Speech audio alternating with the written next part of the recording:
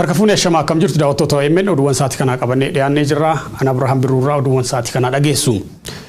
Godina Harargee Bahaa Dirree Xiyyaaraa dabalatee Haramayaa Dhangaggoo fi Baroodaa akkanumas magaalota afaan biroo keessatti maqaa leenjii waraanaa fudhattu jechuudhaan dargaggoota adamsanii gara adda waraanaatti guuraa jiraachuu maddeen gabaasan.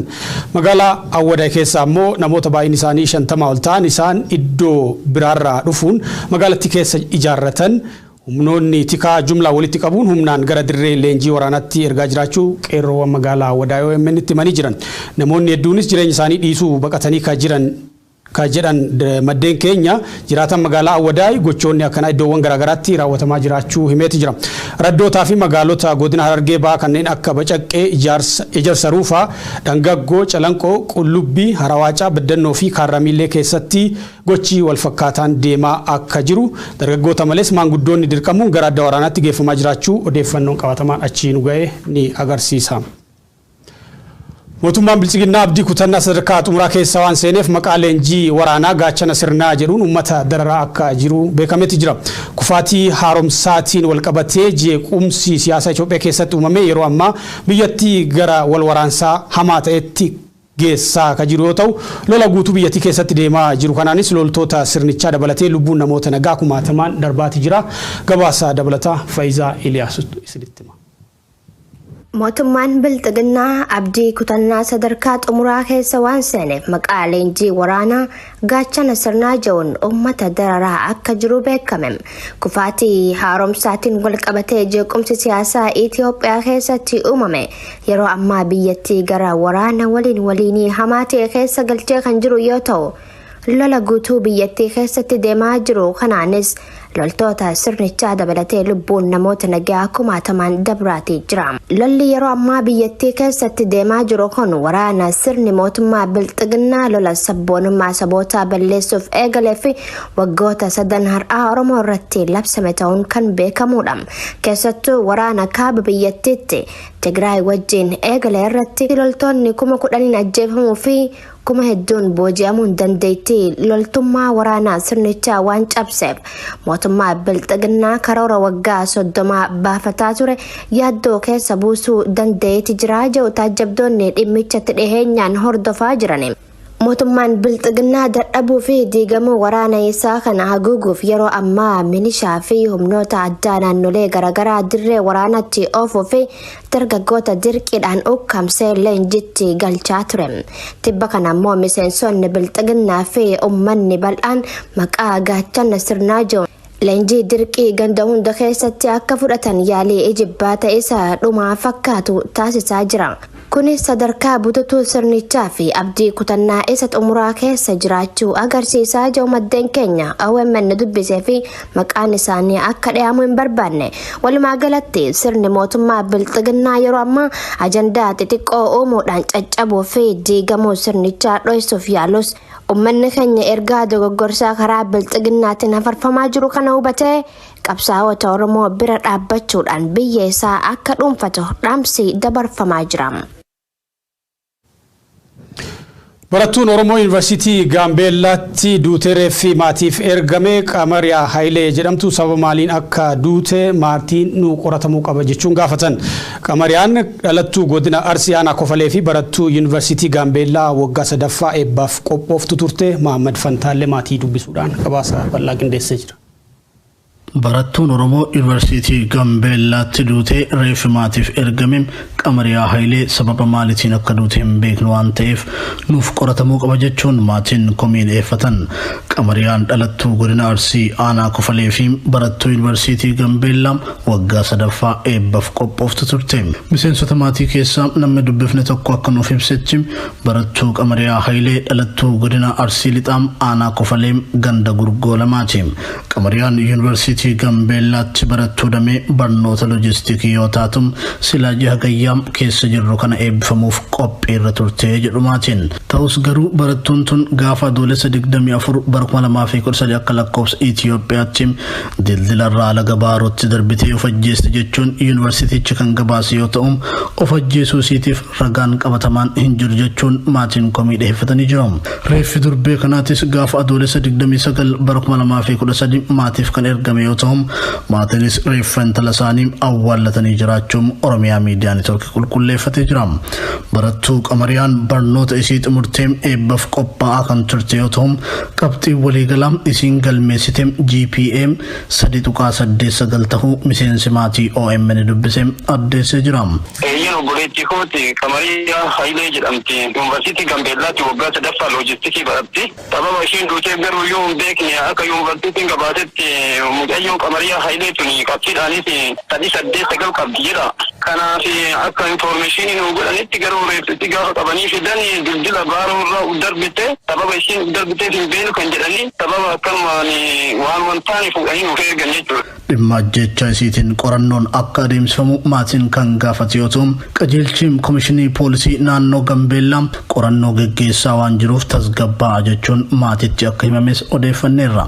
Maatiin barattuu kana harka qalleeyyii waan taaneef bu'aa bahii hedduu keessa darbuun barsiifannee eebbisiifachuuf osoo qophoofnu duutee dhageenyee reeffa fudhachuuf dirqamne waan ta'eef duutisii akka nuuf qoratamu feenas jedheera. Miseensi maatii Oromiyaa miidiyaa neetwoorkii dubbise kun egaa walumaa galatti barattoonni Oromoo yuunivarsiitiilee garaagaraatti waqtii adda addaatti sababa hin beekamneen lubbuu dhabaa akka turan gabaasaa turuun keenya ni yaadatama.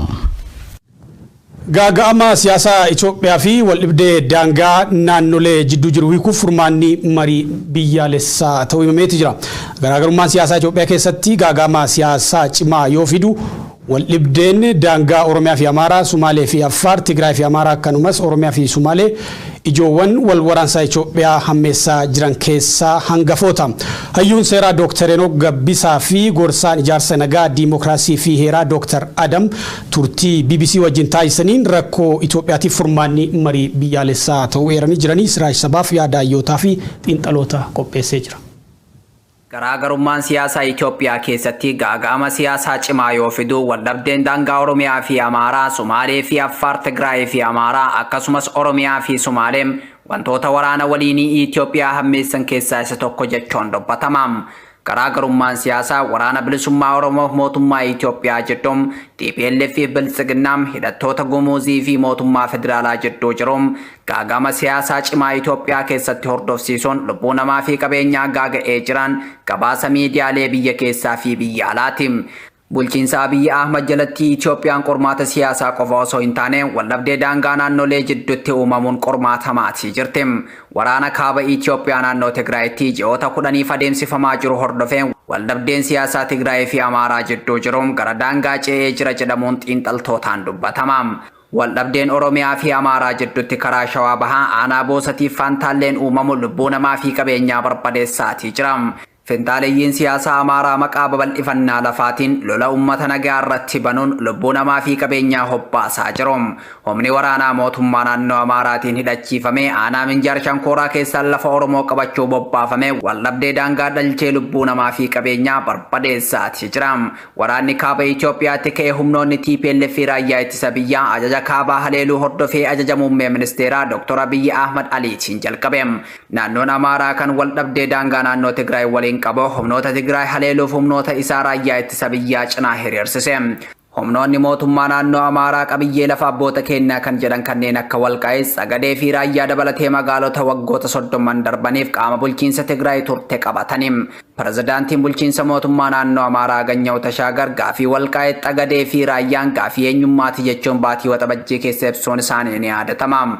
Erga mootummaan federaalaa dhukaasa dhaabuu labsee Tigraay keessaa ba'ee boodam humnoonni Tigraay lafa humnoota Amaaraatiin qabaman deebisuuf haalduree dhukaasa dhaabuu mootummaa Tigraay labsee mootummaa federaalaa fudhachiisuuf deeggarsa namoomaa Tigraay dhaqqabsiisuuf duula haadholii Tigraayin gara naannolee ollaatti waraanicha babal'iseetii ture.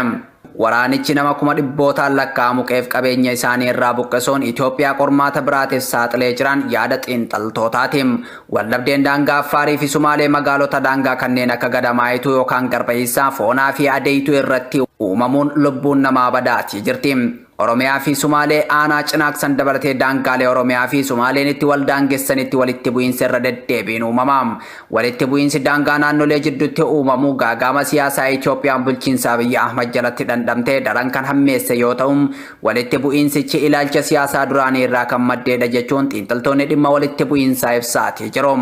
Akka heera mootummaa Itoophiyaa keeyyataa 48 muraa tokkootti naannolee lama gidduutti wal dhabdeen daangaa yoo uumame gidduu seenuun furmaata kan kennu mana maree federeeshinii ta'us hanga ammaatti wal dhabdee daangaa Amaaraa fi Tigraay akkasumas Amaaraa fi Oromiyaa Shawaa Bahaa jidduu jiru irratti manni marichaa furmaata laate hin qabuun komii uummattootaati. Hayyuun seeraa Dr. Heenok Gabbisaa fi gorsaan ijaarsa nagaa Dimookiraasii fi heeraa Dr. Adam Kaasee turtii BBC wajjin taasisaniin rakkoo Itoophiyaatiif furmaanni marii biyyaalessaati jedhan. Gorsaan ijaarsa nagaa Dimookiraasii fi heeraa Dr. Adam Kaasee rakkoo daangaa furuuf heerri mootummaa aangoo mana maree federeeshiniitiif kenne. Ta'us rakkoo kana furuuf TPLF mana maree federeeshinii irraa amantaa hin qabu waan ta'eef furmaata hin fidu jechuun waldhabdee daangaa Amaaraa fi Tigraay jidduu jiru ibsa. Waldhabdee daangaa naannolee furuun kan danda'amu waraana keessatti osoo hin taane yeroo nagayaati. Karaa mana maree federeeshiniitiin waldhabdee daangaas ta'ee siyaasaa furuuf yeroon darbee jira. Qaamoleen waldhabdee gadi ta'anii mari'achuu qofatu furmaata fidaan yaada hayyuu seeraa Dr. Heenok Gabbisaati. Badhaafamaan Noobeelii nagaa fi bulchaan Itoophiyaa Dr. Abiyyi Ahmad Alii walitti bu'iinsa daangaa biyyattii keessatti ka'uu furuuf komishinii dhimmoota eenyummaa fi bulchiinsa daangaa kan hundeesse yoo ta'u waldhabdee naannolee furuu irratti yeroo bobba'ee hin mul'atu. Cuunfatti waldhabdee daangaa naannolee jidduu jiru furuuf komishiniin dhimmoota eenyummaa fi bulchiinsa daangaas ta'e manni maree federeeshinii yeroon isaa irra taree jira. Rakkoo daangaales ta'e furmaanni gaagama siyaasaa Itoophiyaa marii biyyaalessaa qaamolee hunda hirmaachiseedha kan jedhu yaada dhaabbilee idil addunyaa fi hayyoonni garaagaraa kennanidha. Imbasiin Itoophiyaa biyya Saawud Arabiyaa magaalaa Jiddaa keessatti argamu cufamuuf akka jiruu fi hojjettooti qoonsilaa guyyaa 15 keessatti meeshaa isaanii walitti qabatanii gara biyyaatti akka galaniif mootummaan Itoophiyaa ajaja dabarsee jira. Yeroo duulli hidhaa lammiilee Itoophiyaa irratti banamee guyyaatti namooti kumaan lakkaa'aman mana hidhaatti guuramaa jiran kanatti imbasichi cufamuuf jechuun yaaddoo namoota achi jiranii ta'eeti jira. Naimaa Umar dhimma kanarratti waan qindeessite qabdi. Imbaasiin Itoophiyaa biyya Saawud Arabiyaa magaalaa Jiddaa keessatti argamu cufamuuf akka jiru maddeen keenya Saawud Arabiyaa jiraatan OMN itti himani. Hojjettoonni qoonsilaa guyyaa 15 keessatti meeshaa isaanii walitti qabatanii gara biyyaatti akka galaniif mootummaan Itoophiyaa ajaja dabarsee jiraachuutu himame. Akka namoonni hojjettoota qoonsilaa kanneenitti dhiyaatanii irraa odeeffatan jaanitti mootummaan Itoophiyaa ji'a fulbaanaa kana booda caasaa mootummaa haarawa diriirsuu fi namoota haarawa ramaduu fi jiru. Ta'us garuu deebiin isaanii kun hangam takka akka qabatamaa ta'e wanti beekame hin jiru jiraataan magaalaa Jiddaarraa OMN dubbise. Ayaan jiraata magaalaa Jiddaati. Konsulli isaan kaasan kan magaalaa Jiddaatti argamu. Dippiloomaatonni tokko hawaasa walitti dhiyaatanii yeroo kanneen guyyaa 15 keessatti meeshaa keessa walitti qabadhaa gara biyyaatti deebi'aa nuun jedhanii jiranii sababni maali jennee gaafannu fulbaanaa mootummaa haarawaa dhaabbataa gaafa mootummaan haarofti dhaabbate bilsginnaa qaban leenjisnee ramannaa ammaas isin gara biyyaatti dachaa nuun jedhan jiran ajaja akkasii nuu kennanii guyyaa 15 keessatti deemuuf qophii boroora eegallawan jiran hawaasa itti dhiyaataniif ibsa kennanii kun warra dippiloomaatotaa jeemalee waan qabatamaa mootummaarraa ibsi kennamee waan akkana jedhamee jira. Yeroo duulli lammiilee Itoophiyaa irratti banamee guyyaatti namoonni kumaatamaan lakkaa'aman reebamaa mana hidhaatti guuramaa jiranii fi daa'imman dabalatee namoonni hidhaa keessatti dhukkubsachuudhaan du'aaf saaxilamaa jiran kanatti imbaasiin Itoophiyaa garas jiru cufamuu fi oduun jettu gaafa dhagayamtu carraan lammiilee kanneenii maal ta'a kan jedhu namoota baay'ee yaaddoo keessa galchee jira. Imbaasiin magaalaa Jiddaa jiru kun lammiilee Itoophiyaa biyya Saawud Arabiyaa magaalota akka Makkaa, Xaayif, Jiddaa, Jiizaan, Madiinaa fi hanga daangaa Yamanitti tajaajila kennuuf kan dhaabbateedha kan jedhu jiraataan Jiddaarraa dubbifne kun magaalota kanneen hundarraa lammiileen kunneen gaafa qabaman magaalaa Jiddaa kana keessatti hidhamu gara biyyaatti kan galanis Jiddaan irraa hijaa. Yeroo ammaa lammiileen kunneen magaalota kanneen hundarraa qabamanii hidhamuun mana hidhaatti argaman namoota gara 70 ta'u kana hunda dhiisanii deemuu fi kan jedhu ammatti sababni gahaanii fi ifa ta'e adda baramuu baatus hedduu nu yaaddessee jira. Mootummaan Saawudii immoo daramuu kaduraan caalaa guyyaa 23 2021 booda heera haarawaa namni teessoon kamman teessoo qabus kan sponsor isaa biran dalayne yookaan kafiila afaan arabaatti isa biran dalayne to'annoo seeraa jala akka oolu waan jedhu heera baasee guyyaa 23 ji'a 8 booda sochii eegaluu jira. Saniif bakkeetti nuqtaa yookaan buufata taftiishaa kan duraan jiruun alatti bakka tokko tottolchuu jira. Haalli kun isa teessoo hin qabne miti isuma teessoo qabuuf yeroo sodaachisaa jiru kanatti mootummaan biltsiginnaa darsoo fi guurattee gatuun hawaasa hedduu yaachise. Gama mootummaa Itiyoophiyaatiin dhimma kana irratti hanga ammaa ibsi kenname hin jiru. OMN dhimma kana qulqulleeffachuuf yaaliin bilbilaa gara imbaasichaa taasifne nuuf hin milkooyne. Dhalattooti uummata qimaant wal waraansa Itoophiyaa keessatti deemaa jiruun gidduutti miidhamaa jiraachuu himani. Wal waraansa kana gidduutti hubaatii jabaa keessummeessaa akka jiran dhalattooti qimaant sababuma kanaan qe'ee ofii isaanii dhiisanii lubbuu ofii baraaruuf gara Suudaanitti baqachaa jiraachuu ibsa gabaasi France 24 irraa arganne. Yeroo ammaa namooti 60 ta'an sababa waraana kanaan gara Suudaanitti baqatanii jiraachuu fi 3,000 kan ta'an dhalattoota qimaantii ta'uu ibsameeti jira.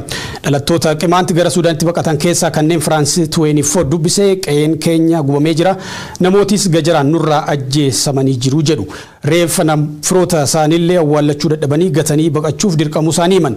Uummanni qimaantii barootaaf eenyummaa isaa mulqamee saba Amaaraa jalatti ukkaanfamee buluuf uummata dirqame ta'uu yaadachiisa gabaasi France 24 kun. Waggoota dhiyoo asitti ammoo gaaffii ofiin of bulchuu dhalattoota sabichaa dhageessisan hordofuun dhiibbaa jabaa jala jiraachuun ni beekama. Namoota France 24 dubbise keessaa tokko kan taate shamarreen ganna 20 Immabeet Damoos humnooti Amaaraa mootummaa federaalaan deeggaraman lafa keenya irraa buqqaanii akka gadhiifnu barbaadu jetti. Humnoonni kunniin waan nuti lakkoofsaan muraasa taaneef nu ajjeesaa jiru jetti. Dhalataan qimaant Ballaxa Goosh jedhamu gamasaatiin humnooti Amaaraa isaa waliin taanee dhalattoota Tigraay irratti akka duullu barbaadu. Nuti garuu lola kanarratti qaama kam waliinuu hiriiruu hin feenu jedha.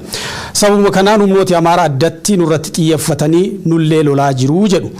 Humnoonni Amaaraa lafti naannichaa hundi kan keenya ilaalcha jedhu qabu jedhu namooti biroon lola kana jala baqatan. Sababa kanaaf dhalattoota qimaantis ta'ee Tigraay naannichatti arguu hin barbaadanii jechuun dubbatu. Haa ta'u malee dubbii himaan mootummaa naannoo Amaaraa Gizaachoo Mulune himannaa kana ilaalchisuun deebii kennaniin uummata qimaantii irratti addatti xiyyeeffatamee ajjeechaa fi buqqaatiin raawwatamaa jira ka jedhu himata kana haalanii jiran.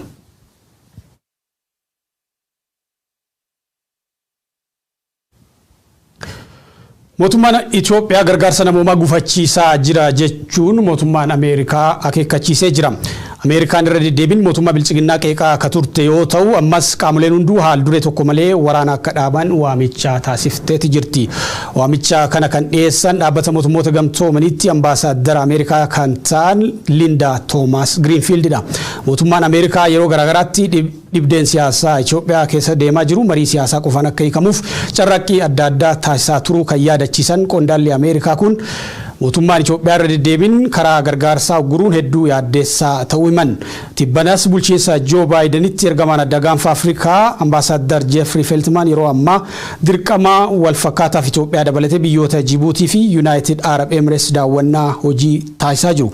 Daawwannaa isaanii kanaanis mootummaan biltsiginnaa gaagama siyaasaa biyyattii raasaa jiru karaa nagaatiin furuuf fedhii agarsiisaa waan hin jirreef Ameerikaan tarkaanfii qoqqobbii dabalataa ni fudhatti jedhamee eegama. Bifa wal fakkaatuun hooggantuu dhaabbata gargaarsaa Ameerikaa USAID ambaasaddar Samantha Power mootummaa biltsiginnaa gargaarsaa gufachiisaa jira jechuun tibbana himachuun isaanii kan yaadatamudha.